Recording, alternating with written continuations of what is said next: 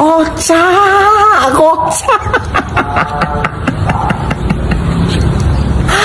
Pemerintah Provinsi Sumatera Utara dapat WTP dari BPK.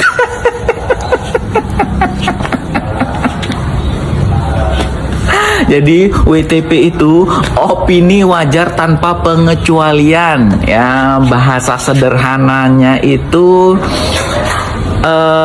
BPK memberikan nilai atau raport yang bagus terhadap laporan keuangan Provinsi Sumatera Utara.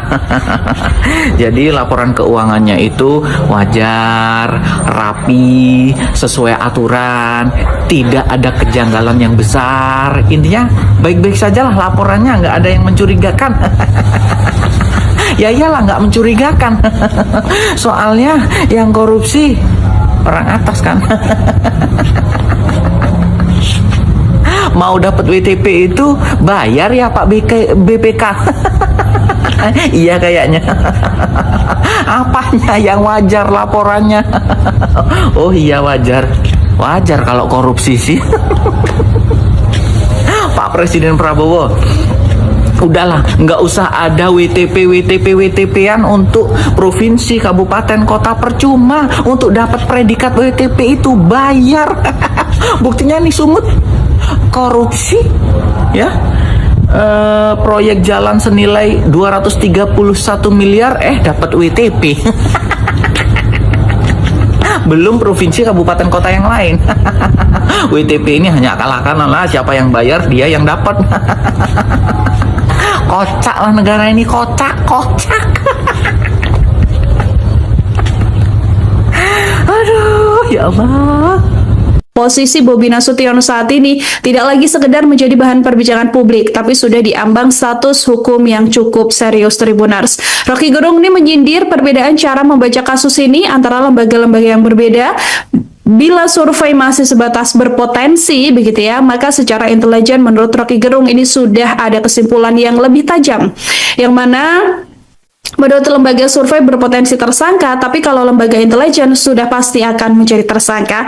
Rocky Gerung bahkan mengatakan bahwa Gubernur Sumatera Utara ini memang tidak sengaja ditarget, melainkan sudah menjadi perhatian publik dan media sejak lama, Tribuners.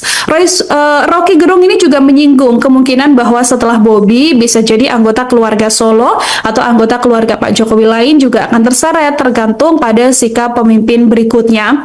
Ya, KPK mengatakan belum ada rencana untuk melakukan pemanggilan terhadap Gubernur Sumatera Utara Bobi Nasution, tapi tidak menutup kemungkinan kalau nantinya ditemukan ada aliran dana yang diduga masuk ke Bobi Nasution, maka akan ada pemanggilan untuk mantu Presiden ke-7 Joko Widodo. Dan lumayan ramai itu di media sosial dan lain-lain. Nah, makanya edisi kali ini kita kembali membahas soal keluarga Solo. Bobi Kertanegara. Bukan dong. Ya, ini adalah Bobi Nasution, Gubernur Sumatera Utara. Bobi ini juga dikenal sebagai anak raja ya. Anak raja. Jadi kita wawancara banyak orang dari anggota DPRD, partai politik dan pejabat di sana. Bobi Nasution itu terkenal sebagai anak raja. Dan ada istilah satu lagi. Apa? Anak toke. Anak toke. Di kalangan pengusaha dikenal sebagai anak toke. Dan kemarin orang kepercayaannya itu, orang dekatnya lah, itu Topan Ginting ya, ditangkap oleh KPK, OTT ya. Dan lumayan ramai itu di media sosial dan lain-lain. Pas waktu penangkapan ini ada cerita dari di Kuningan ya. Tadi lu wawancara KPK kan? Ya, ada cerita bahwa OTT-nya itu dikawal sama PM itu polisi militer. Kenapa? Karena Topan ini selain anggota Perbakin juga dekatlah dengan salah satu institusi Parcok. Nah, sehingga harus dikawal nih. Dan tahu gak, yang di OTT itu sebetulnya yang diamankan itu 6 orang. Tapi pas pengumuman itu 5 orang. Nah, infonya ini salah satunya itu siapa, Sen? Kok bola panas ke gua nih? Ya, Pangkat informasi petinggi ya. ituan perwira menengah polisi yang Menarik. pernah menguasai suatu wilayah. Tapi info ini dari mana sih? Banyak yang cerita. Kita wawancara tadi kan orang-orang KPK, iya. lalu juga pengusaha, Benar. lalu juga DPRD di sana Iya. dan mereka tahu kasus ini bahwa ada yang kok dari 6 5 nih yang Jadi 5 yang diumumkan. 5 diumum, satunya kemana begitu kan. Mirip-mirip kasus dulu tuh yang rame-rame kan di KPK juga tiba-tiba hilang. Ya, tiba bilang satu diskon ini jangan-jangan nih diskon. Nah, ini kan menunjukkan betapa spesialnya. Saya sedang ada di kota Melbourne, baru selesai sidang di Supreme Court of Victoria, Australia. Hari ini saya akan memberikan sedikit komentar atas berjalannya proses pemeriksaan Roy Suryo sebagai tersangka di Kepolisian Republik Indonesia. Akhirnya, saya memutuskan untuk menjadi bagian kuasa hukum dalam kasus tersebut. Bukan hanya saya meyakini ada indikasi kriminalisasi dalam penanganan kasus itu, tetapi yang jauh lebih penting adalah bagaimana kita kemudian melihat kasus ini secara lebih substantif. Ini bukan hanya persoalan pidana, sebagaimana pasal-pasal yang dituduhkan. Lebih mendasar dari itu, ini adalah persoalan konstitusionalitas bagaimana penegakan hukum harus merdeka dari berbagai kepentingan termasuk intervensi kekuasaan. Di negara sebagaimana Australia, alhamdulillah saya punya izin praktek bukan hanya di Indonesia, tapi di Australia, sehingga bisa membandingkan penegakan hukum di dua negara. Di negara yang lebih demokratis sebagaimana Australia, kemandirian, kemerdekaan, kekuasaan kehakiman adalah prinsip yang dijaga dengan sangat teguh. Di negara yang lebih tidak demokratis, sebagaimana negara Konoha misalnya, persoalan kemandirian dan kemerdekaan kekuasaan kehakiman ini adalah hal yang sekarang sangat banyak dilanggar. Dan saya berpendapat, persoalan tersangkanya Roy Suryo dan kawan-kawan bukan semata masalah ijazah palsu mantan Presiden Jokowi atau hanya pidana. Lebih mendasar dari itu adalah isu konstitusionalitas yang harus sama-sama kita hormati jika ingin menjadi bangsa yang besar. Saya memutuskan menjadi kuasa hukum karena ingin menegaskan tidak boleh ada penggunaan kekuasaan yang kemudian membungkam sikap kritis dari orang-orang bahkan jika berhadapan dengan mantan presiden sekalipun. Karena itu, saya memutuskan untuk menambah perspektif hukum tata negara, bidang yang saya geluti, politik hukum, bagaimana kemudian relasi kekuasaan dengan hukum, tanpa kemudian mengenyampingkan isu-isu hukum pidananya. Tata negara dan politik penegakan hukum adalah perspektif yang harus diletakkan sebagai fondasi dasar pada saat kita melihat dan menganalisis masalah ini. Karena apa? Karena mantan Presiden Jokowi telah menunjukkan bagaimana beliau merusak tatanan demokrasi, terutama di masa-masa akhir jabatannya. Cawe-cawe dalam Pilpres 2024, kemudian adanya putusan 90 yang menjadikan Gibran memenuhi syarat sebagai calon wakil presiden adalah bentuk-bentuk pelanggaran konstitusi yang sekarang berlanjut dengan mentersangkakan warga negara yang bersikap kritis terkait dugaan ijazah palsunya. Karena itu, saya merasa wajib melakukan langkah advokasi hukum untuk menegaskan tidak boleh penggunaan kekuasaan atau siapapun yang merasa berkuasa menentukan arah penegakan hukum. Terlebih hukum pidana, hukum yang bisa membuat orang dipenjarakan, hukum yang bisa membatasi hak asasi manusia. Dalam konteks itu, penggunaan hukum pidana adalah alat intimidasi yang harus dilawan. Tidak boleh siapapun, termasuk mantan presiden sekalipun, melaporkan orang yang ingin membuka kebenaran dokumen publik, dalam hal ini ijazahnya, kepada khalayak. Justru seharusnya yang sudah lama kita tunggu-tunggu, mantan Presiden Jokowi harusnya dengan gentleman menunjukkan keaslian ijazahnya. Jadi saya minta maaf belum bisa mendampingi dalam pemeriksaan Roy Suryo dan kawan-kawan di kepolisian hari ini karena bersamaan dengan sidang di Melbourne, Australia. Tetapi insya Allah saya akan terus membersamai melakukan perlawanan terhadap penyalahgunaan kekuasaan yang mengintimidasi, yang mengintervensi penegakan hukum, apalagi hukum pidana di tanah air. Kita harus hentikan modus mengkriminalisasi, mempidanakan, memenjarakan, membuat takut siapapun yang ingin bersikap kritis agar Indonesia tetap terjaga kewarasan hukum. Halo teman-teman, kembali lagi dengan saya di channel YouTube ini. Seperti biasanya, kembali saya membacakan komentar para netizen, di mana di video kali ini ada banyak komentar para netizen, tanggapan yang sangat berbeda-beda, di mana isi video tersebut, Bobi Nasution selesai tersangka KPK, tak bisa ngelak, Jokowi tercengang, Bobi terciduk sama KPK. Nah teman-teman, di video tersebut saya akan membacakan komentar dari netizen setentang dengan cuplikan video sebelumnya yang sudah teman-teman tonton. Nah dari situ teman-teman, saya akan membacakan dari komentar yang pertama. Dari Awan Teras mengatakan, untuk membuat efek jerah para koruptor harus hukum mati dan eksekusi. Mulai habis nih Jokowi, iblis yang melindungi sudah nggak tahan lagi, karena setiap hadir di Al-Quran netizen, bapak anak mantu nggak ada yang waras, uang sampai 7 turunan nggak bakalan habis, rakyat kecil mau 100.000 pun susah sekali.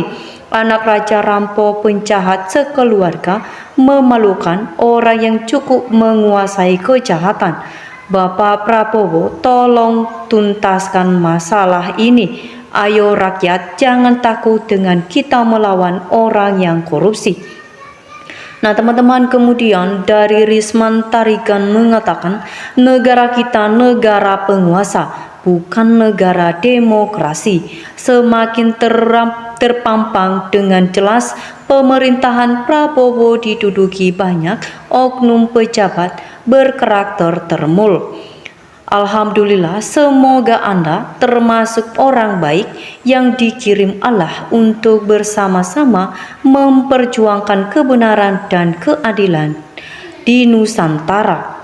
Para penjahat, maling pada dilindungi, gila memang maling gak ditangkap KPK, mempelkonyok koruptor. Dunia ini penuh sandiwara, seharusnya penegak hukum sudah mulai teliti.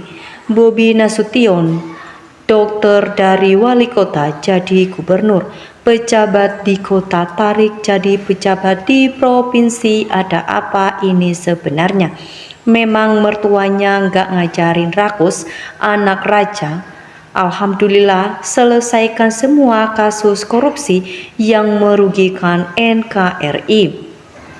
Teman-teman, rakyat adalah dasar, kejujuran adalah pondasi tonggak. Artinya di negeri ini semua kasus bisa dibeli, apalagi kasus sang raja yang super kaya.